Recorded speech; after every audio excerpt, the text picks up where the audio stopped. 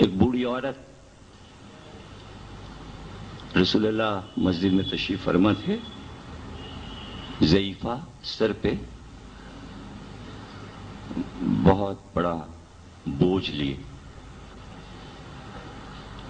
ادھر سے جو گزری تو اس کے سر سے بوجھ گر گیا۔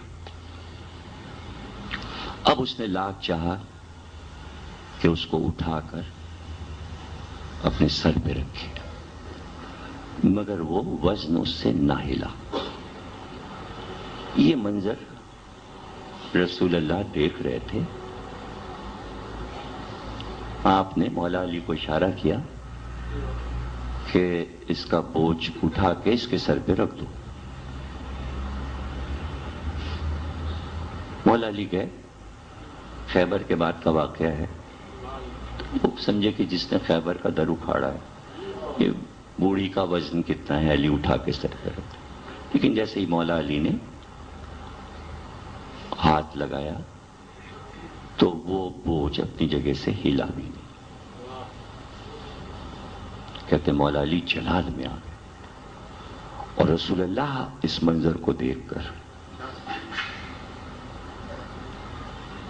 آگے بڑھے اور آپ نے کہا لیا تو میں اٹھاتا ہوں، اور آپ نے جب زور لگایا کہ اٹھا کے اس کے سر پہ رکھ دیں تو حضور کی انگلیاں زخمی ہو گئیں، خون بہنے لگا، لیکن وہ بوجھ نہیں اٹھا۔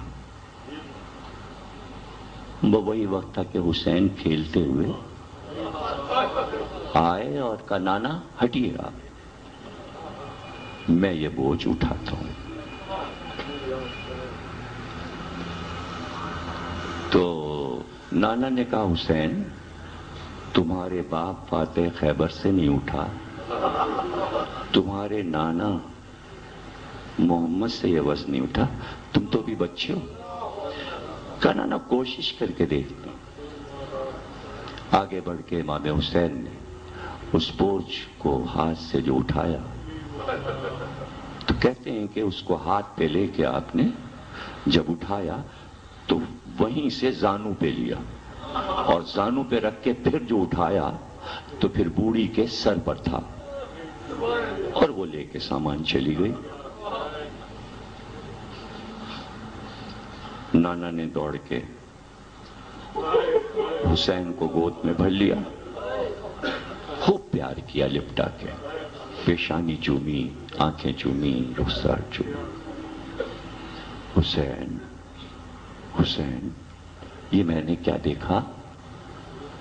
جبریل امی آئے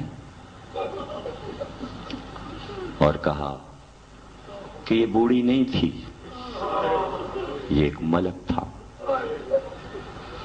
اور جو اس کا بوجھ تھا یہ ایک امانت ہے، اس کا نام ہے بار شہادت، یہ آپ سے نہیں اٹھا، یہ علی سے نہیں اٹھا، اللہ نے مقدر کر دیا تھا کہ اس وزن کو صرف حسین اٹھا سکتا۔